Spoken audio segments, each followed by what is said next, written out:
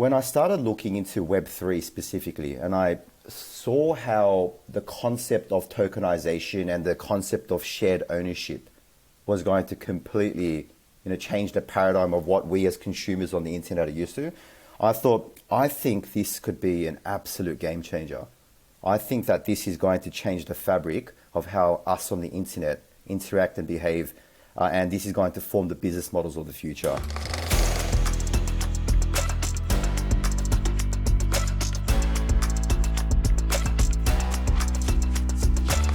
Welcome back to Cool Hand Crypto, where cinema, culture, and crypto collide. My name is Matt Silverman, and please remember to subscribe on YouTube and your favorite podcast app.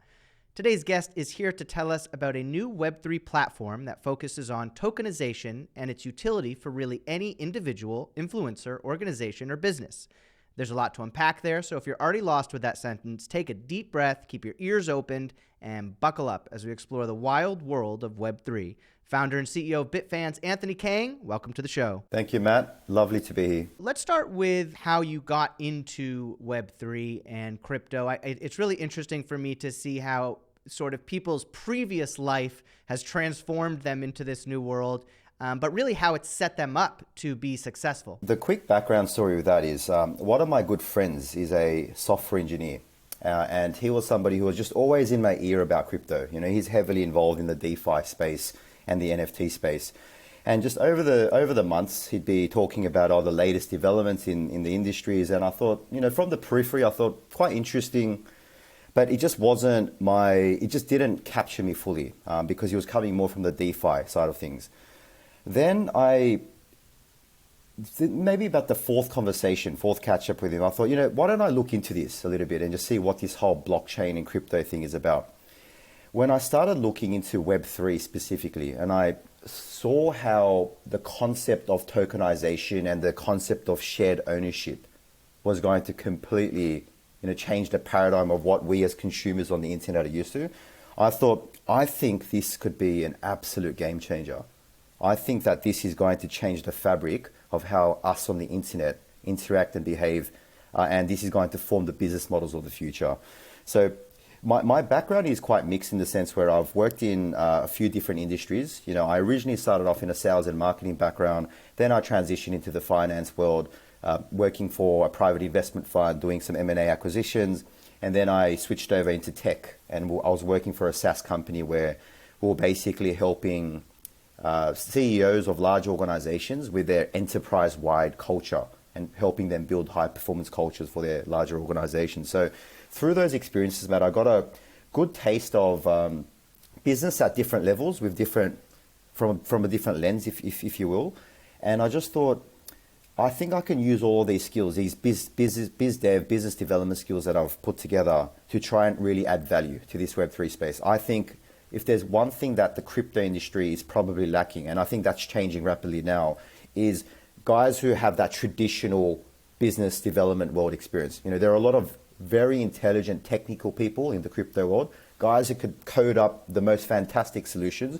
But I think I can add my own flavor to this by bringing in, classic business development skills. So after exploring a couple of different business models, I saw that just focusing on the actual infrastructure side of helping influencers, creators, businesses, brands, charities, basically anybody who has built up an audience to create tokens for their brand. And in our case, we're pushing the angle of creating their own community tokens and creating their own community mission-based DAOs.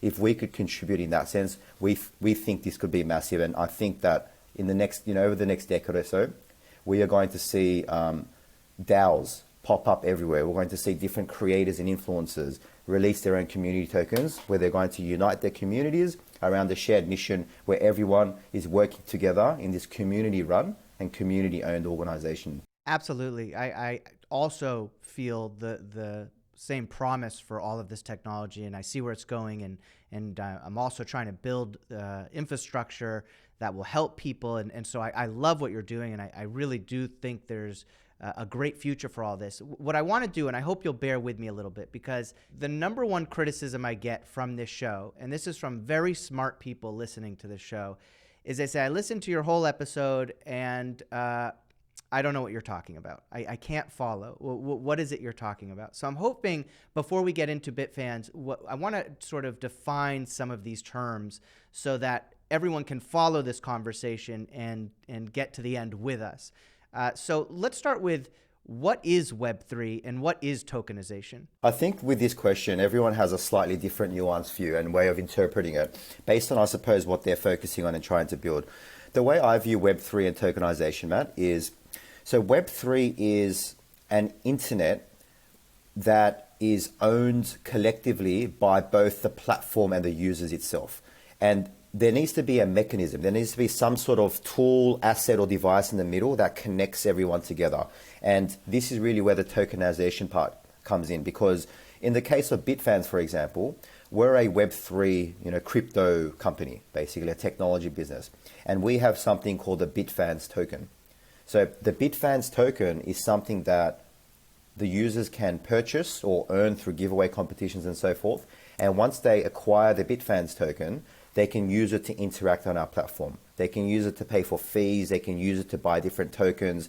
And the benefit of people owning the BitFans token is we can all build value. So the more we use it, the more we tell our friends about it, the more people that come onto the platform, we're all holding these things called BitFans tokens.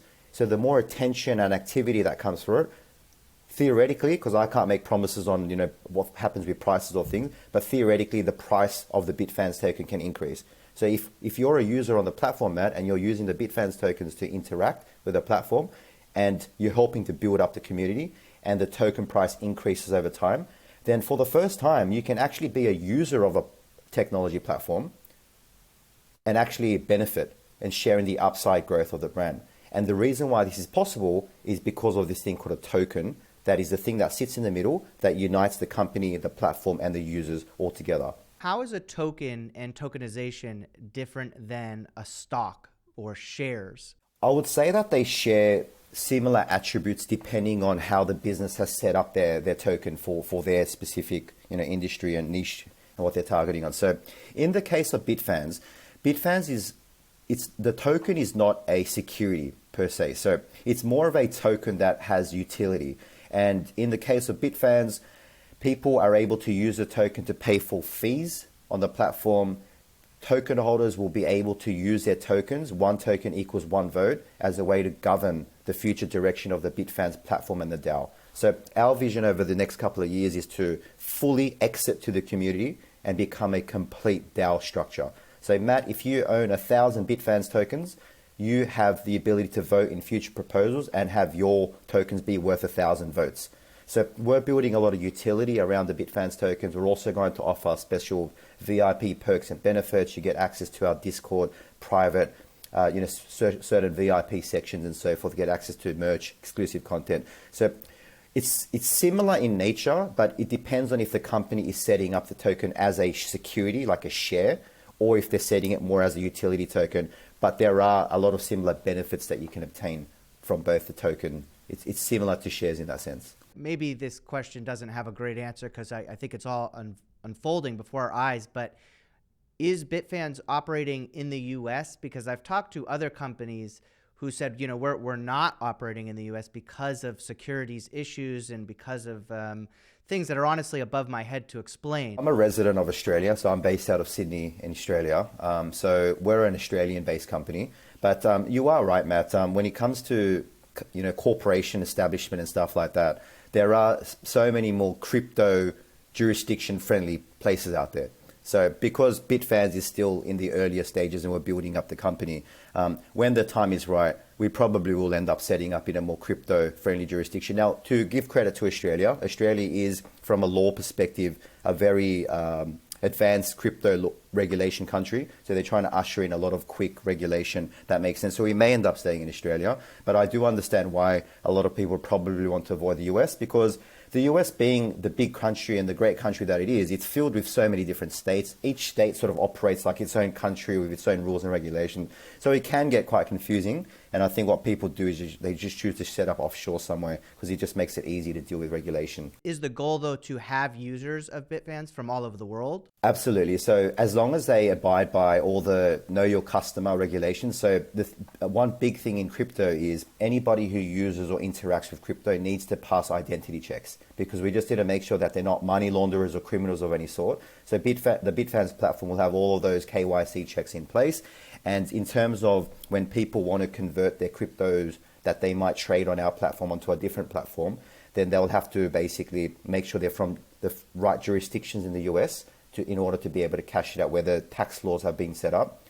There are ways where they could just move the crypto from our wallet to a different wallet and then and do it that way. But we will be following all of the US regulation, because the US is understandably a massive market, for everyone really. So we're going to be abiding by all of the regulation in the US. What is the difference between investing in BitFans or buying a BitFans token and trying to build out that community, as opposed to a celebrity or influencer who's trying to build out their own community? Yeah, that's a great question, Matt. So we are, I guess you could say we are one layer below that level. So if the celebrity is one layer, we're at the layer that exists just below them as the infrastructure company.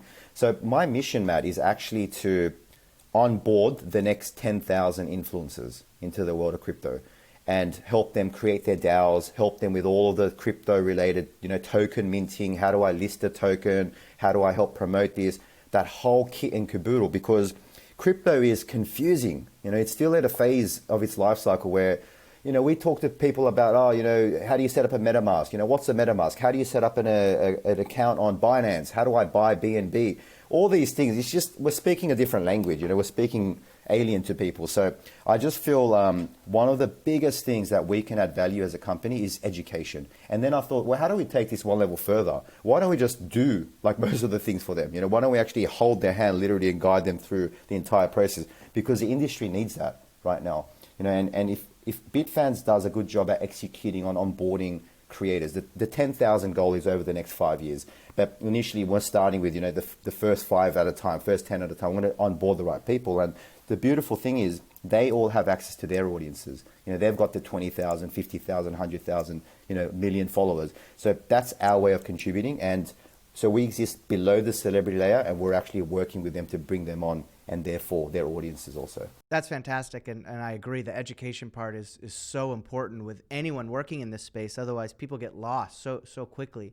So if you're a celebrity or you're an influencer or you're someone who wants to work with you, can you describe that onboard process a little bit? How are you holding their hand? What is happening? If they email you tomorrow and say, I'm in, I want to be a part of this, what are the next steps? Absolutely. So we have this thing called the BitFans Creator Launchpad, Matt. And this is like a unique service that we put together precisely to help the creators with the confusion of crypto. So we are adding services to this launchpad all the time because I want this to be the premier service. So this is everything from helping at the base level the creator mint their tokens and design utility around their tokens and design things like how many tokens should we ever have in our total fixed supply?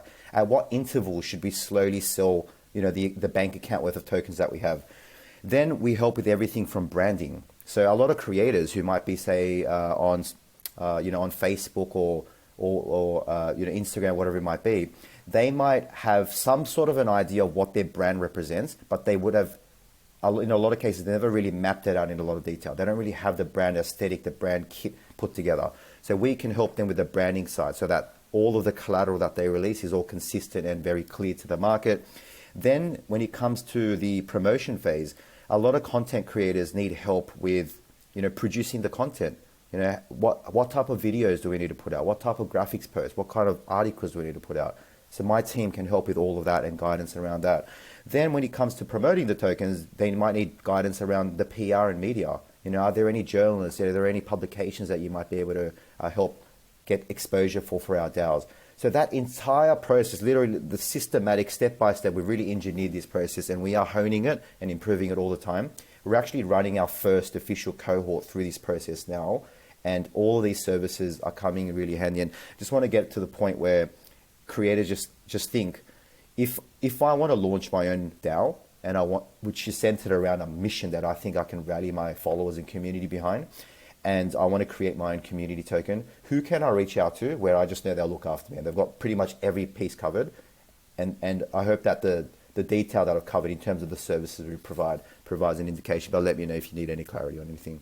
Sure. So if an influencer onboards with you and they release their tokens and it's very successful, what are the celebrity or influencer's audience getting when they purchase a token? What are some, I know there's no one answer for that, but what are some of the types of things that token holders, what are some of the ways they would benefit from having a token of their favorite celebrity or influencer or nonprofit or organization? One influencer asked me recently, she said, and she's like a model, right? Like an Instagram model. She said, if I sign up to, Patreon or OnlyFans, for example, or even Instagram's releasing a new feature where you could pay, $5, $10, $15 a month, subscribe to unique content. She said, why wouldn't I do that over do this token thing? What's the point?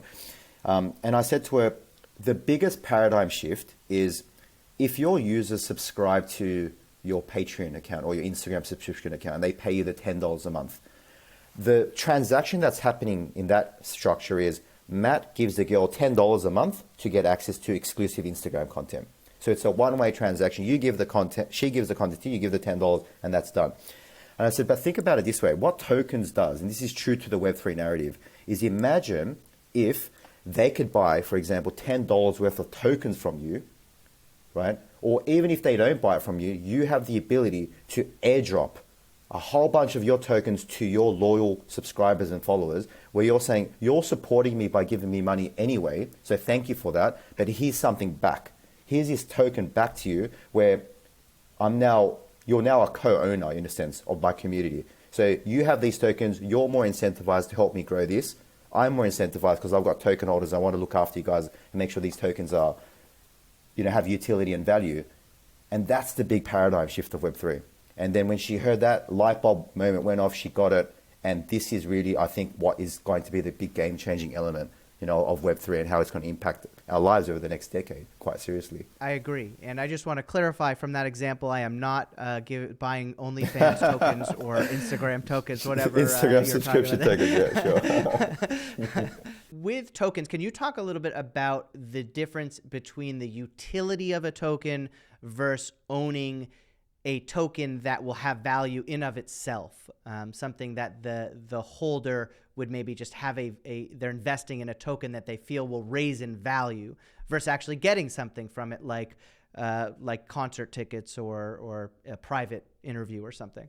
Absolutely. And Matt, sorry, I should have included that in the second bit. So that is precisely the reason. So if an influencer offers a community token to their followers, the premise is there has to be some genuine utility and perks and benefits attached to buying and holding onto the token. So tokens are almost similar to loyalty points in a way, where the more you accumulate, the more privileges you get access to. But the only difference, which is a big one, is the more loyalty points that we own in, say, some model girls community or whatever it might be, we actually can potentially share in the upside growth in that person's brand, but we still get access to all of the perks and benefits anyway. So some of the common benefits that influencers would offer are things like private access into their DAO, which is often run from a Discord chat program. And you have special VIP areas where the actual influencer or creator themselves will give you a lot more virtual access to them within this private group. Now, there's a reason why we follow certain people that we do, whether they're business thought leaders or a beautiful girl on Instagram, whoever the influencer might be. We identify with their aesthetic, their brand, their message, whatever it is. So naturally, we'd probably benefit from being able to spend more time with them. The other thing that the influencers can offer is rounding together, just doing the hard job of rounding together like-minded individuals. I think humans by nature, we're very tribal and we're like very mammalian, where we like to find our people and feel like we belong in places, that different groups that we interact in. So the other benefit is you can meet sort of like-minded people. Like, for example, one of our creators in this first cohort, he's an entrepreneur. He's an Australian entrepreneur guy, and he's built lots of successful businesses, and he's going to create the world's first DAO for entrepreneurs. It's either I've tried to find another entrepreneur. It's probably the world's first, and his mission is to round up all the entrepreneurs into this group from all around the world, and he's going to bring together. He's got a very heavy hitter network of very successful individuals, and he's going to bring them in to do like monthly live talks for his token holder community. Where the token holders can ask these very successful entrepreneurs questions in this private YouTube live stream type of setting, things like that. So, and I think that has really that has a lot of legs. When you're talking about tokens, you're not necessarily talking about NFTs? Yes, that's right. Can you explain what is the difference? Because an NFT is a token, right? A non-fungible token, but that's different than the tokenization or the tokens you're describing. Indeed, yes. And thank you for helping me clarify that. So just to clarify, we are not against NFTs or sort of not going to use it. NFTs, I feel, serve a great purpose.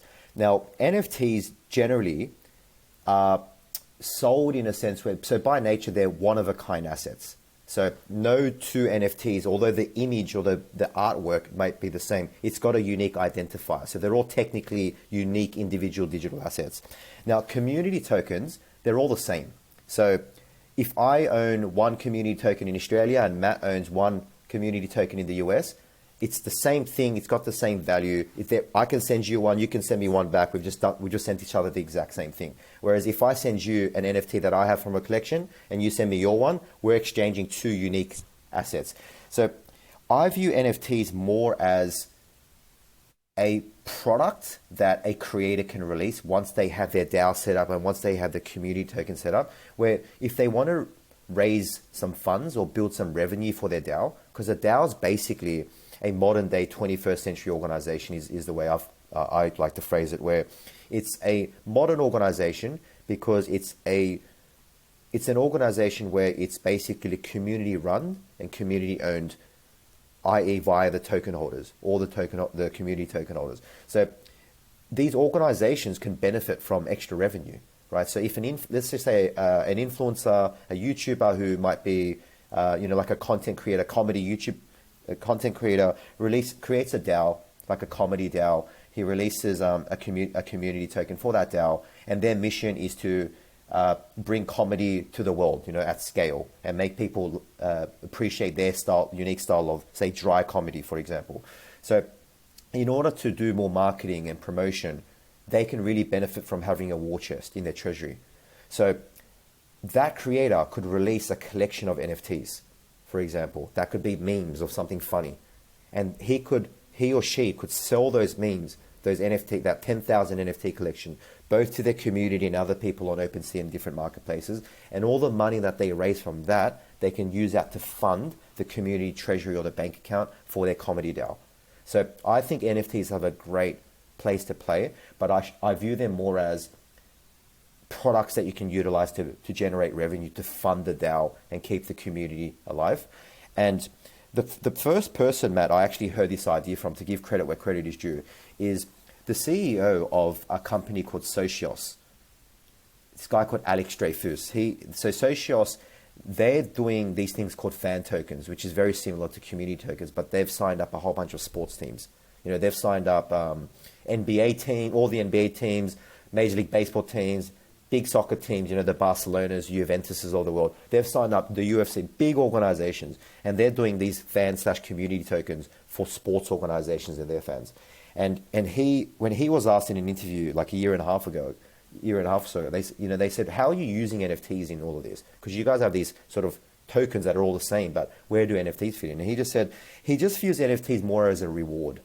So if you hold the fan tokens or community tokens and you're watching like a soccer match and an epic goal gets scored, then they might mint like 1,000 NFTs from that goal scoring moment and just randomly airdrop it to 1,000 Juventus token holders if he was like a guy in Juventus who scored the goal. And then people can choose to hold it, keep it as like memorabilia, or sell it if they want. So that's how I envision where NFTs fit into this whole paradigm. Do you think right now I'm seeing a lot of NFT projects that are doing similar things but with their NFT? So they're releasing 500 NFTs, but those NFTs have utility. They have similar access points and rewards and things that tokens might have. Do you think that more of these projects are going to move into tokenization rather than NFTs? Because I'm just trying to differentiate that crossover and figure out that crossover. Because I think perhaps because NFTs are often media, they're often pictures, JPEGs, or video. Maybe that is the trajectory they're gonna go, like you're saying, where it's more of a collectible. It's more of something that you might have less utility with, but it's something that may have value and be a collectible or a memorabilia, as opposed to a token, which will maybe be more of the utility currency of a project. But I don't know. I'm not really sure the trajectory and the overlap of these things. Genuinely, there are pros and cons to each. Now, my biggest concern with using NFTs as sort of the central token for a community, to manage a community, rather than using a community token, is generally NFT collections are limited in 1,000 or 10,000 sort of batches, right? So if you have a really small community, then fair enough, that amount of tokens is probably going to be sufficient for a long time to come. But who knows, like community might blow up and you might need a lot more NFTs. And somebody could say, well, yeah, you could just release another NFT collection. But I just think that sort of confuses if there's like multiple collections that do different things. So the thing that I appreciate most about community tokens is it really democratizes ownership, because not everyone might have the ability to buy one out of the 500 NFTs in a collection. You know, over time, that one NFT might increase because it's scarce, right? But if a creator has 10 million tokens that they've put in their bank account to release slowly, then if I don't have that much money and I've got $5 to spend, for example, I could just buy $5 worth of tokens and community tokens. And that might just be enough to get me into the club. Whereas if there's only 500 NFTs, then in a way, if the community blows up in a good way, then it starts to become a bit like a rich man's game, you know, a rich person's game, you know, and people start getting priced out. And you start seeing this in the Bored Ape Yacht Club and crypto, all these big brands where, you know, you've got to be Eminem to buy into these things these days, you know, and that's what's been happening. So I feel there are pros and cons. I love NFTs. It's just I felt from a, how do we, because once again, my mission is to bring the next 10,000 influencers in crypto, and then through them, there may be hundreds of millions to billions of their community members. So I thought, how do we do this where we could bring in the most amount of people? And I thought community tokens might be able to get more actual users into the game, and that helps the whole industry as a whole. Yeah, absolutely. How do you, and this may get into the DAO conversation a bit, but how do you see balancing the rich man's game you're talking about that's happening with Bored Apes and these other things, but with tokens where, let's say, a big celebrity releases tokens, and then other big celebrities just sort of buy up the bulk of those tokens, similar to NFTs. And yes, there may still be an access point for $5 to get in, but is that $5 going to still have any sort of value when you're up against Logan Paul or someone who's going to buy $1 million in tokens?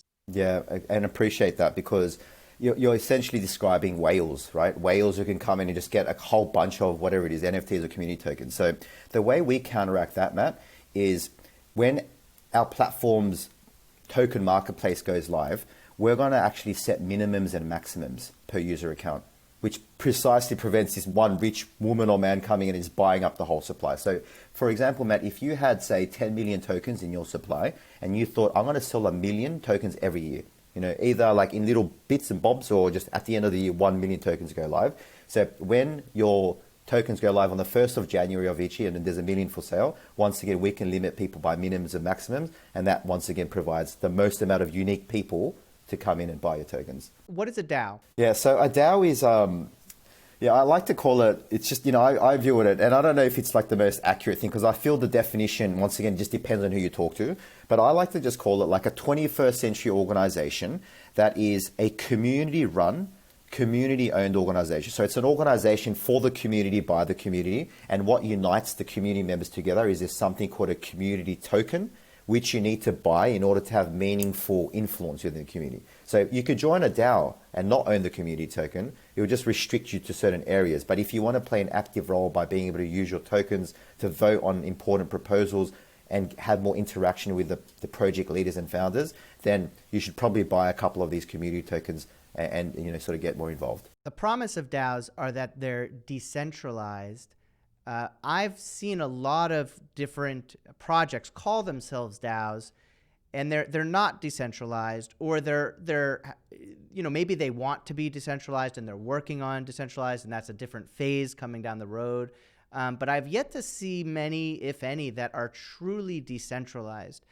So how do you see DAOs operating in the future as far as them being a community-driven program, but not decentralized? There are still people who are at the top running it versus a truly decentralized organization that is run by a community. Yeah, I feel you on that, Matt. So I feel we are still so early in this crypto journey for the whole world, where so many tools that you need to run a DAO don't even exist yet, or they exist in very dodgy forms. But that space is changing fast. To give credit to the devs, the builders out there, respect to them, because these solutions are coming online fast. Now we do have some of the fundamental tools that we need. Things like, if we're a DAO, we need some sort of a bank account, so like a treasury, right? So what kind of software apps can we use to have a treasury where everyone can see the transactions in and out, fully transparent, there's no dodgy things that can happen. So that sort of stuff exists. Things like, if we want to vote on something, we can use something like Snapshot or the voting tools. So the core infrastructure is starting to get built from what I'm seeing. And I feel the better the onboarding into DAOs and the tools get, the easier it will be for DAOs to actually be DAOs, true to the sense of the word, as a decentralized organization. In having said that, I feel every DAO is unique, Matt, because every DAO has its own culture, its own values, its own mission. So certain DAOs may actually benefit from some notable founders or the most sort of could it be a meritocratic system, right?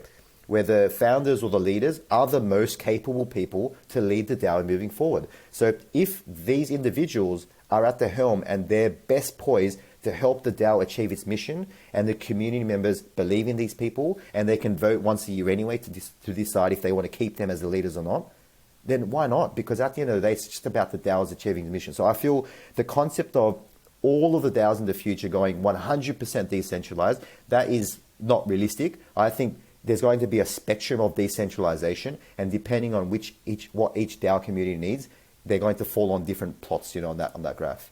Yeah, I agree with you. And I'm equally excited about all of what you're describing. But if it is a founder that has that the community has voted on to run it, it's not really a DAO, right? Or is it?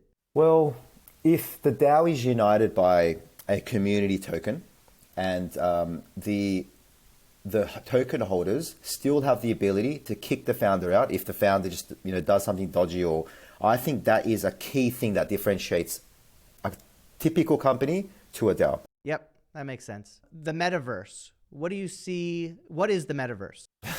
So yeah, I feel like I have to say this, at the risk of repeating myself. Yeah, the metaverse, once again, just different definitions depending on who you ask. But I feel the metaverse it's really interesting, Matt, because there's going to be many metaverses, right, that exist out there.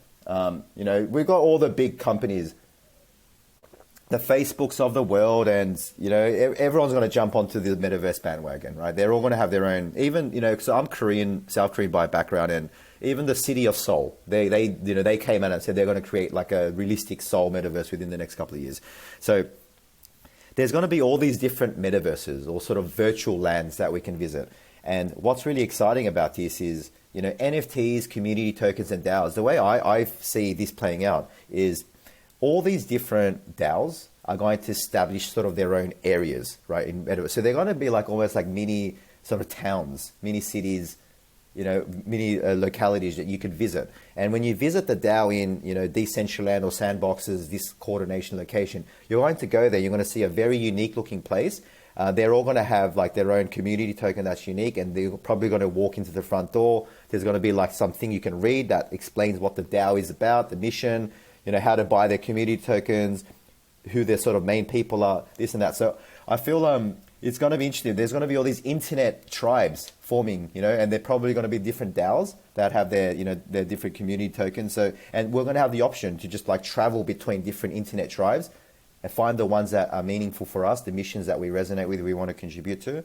So I feel that's how the metaverse and the whole VR, AR stuff, that technology is pretty crappy right now, right? It's not, I don't think it's at a level where it's going to bring in the masses, but I feel that technology is going to improve quickly. You know, it's hard for us to sort of see how quick the technology can increase when we're sort of in the thick of it. But I do believe that the Apples of the world, all these big, the big companies, the Googles of the world, they're going to crack the code on a lot of these devices to make them just higher resolution. They're going to start adding different sensors. We're going to be able to start smelling stuff soon. More better haptic touch technology. Someone bumps you in the metaverse, the haptic suit just bumps you. Multi-directional treadmills. All this technology is already here, but it's in sort of dodgy form. But it's just going to improve drastically, I think, over the next 5 years. How do you envision the metaverse and the real world interacting with each other? Because I think that's probably ultimately where we're going to land. I don't, and I hope it's not a world where everyone has a VR headset on and no one actually sees reality and nobody looks at each other. But like you're saying, these tools and these organizations and the landscape that's being built is extremely exciting. It's very early and a lot of the technology is dodgy, like you're saying. But do you have a vision for how the real world and the metaverse will dance with each other? I get a sense that maybe you've given this topic a bit of more thought than me in terms of how the AR and the VR worlds will start to converge. But hearing your thesis just now, I see that. I see what you're saying. I think there's probably going to be two sort of levels to this, where if we want to really immerse ourselves into the VR world, then we'll go, okay, let's put the goggles on, we'll put the suit on, we'll put the gloves on, we'll do all this stuff, and then we'll go in, meet our friends, do what we're going to do. But then there's going to be like that sort of less intense layer with the AR layer, which you're describing, where we walk around and we might be wearing glasses that show us different elements and stuff like that. And then there's going to be the sort of real world where there's no technology we're using at all and we just see the world as it is. And we're probably going to have, people scattered across those three things, and even us as individuals, we're going to sort of tap into those three different modes. In the future, I probably see a reality where people's default state might be that AR world. Anthony, this has been an incredibly rewarding conversation, and it's really changing my eyes on how to build projects in the future.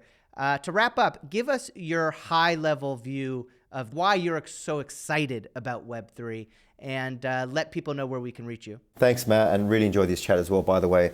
So the future vision that I have for Web3 is all of the roads are leading to the metaverse. Now, whether the metaverse looks like an VR-focused world, AR-focused, a bit of both, probably a bit of both, I feel all roads lead there. So we're going to have different internet tribes, different internet cities, different DAOs basically, that are going to establish themselves in different parts of different metaverses.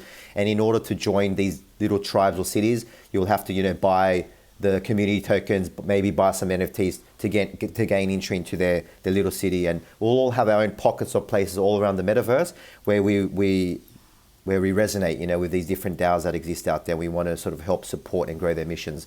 So that's the big macro picture over the next decade or so. I think there's going to be DAOs everywhere. And that's really the role that BitFans wants to play. BitFans, we want to play the role of, onboarding the next 10,000 influencers creators, i.e. creating the next 10,000 DAOs for the world, who each have their own missions.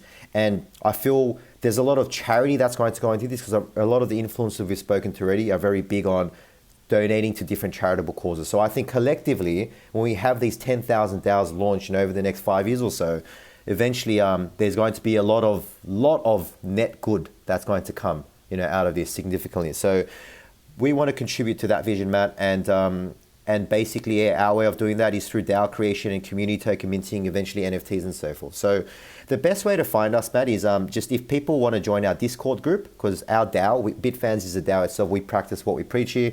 So we have a BitFans DAO, and I can provide the link for you there. So if anyone's interested to learn more about what we're doing and staying close to our community, please join us on our Discord DAO, and we'd love to invite you guys in with open arms. Fantastic. Well, thank you again for coming on the show. Thank you, Matt. It was a pleasure.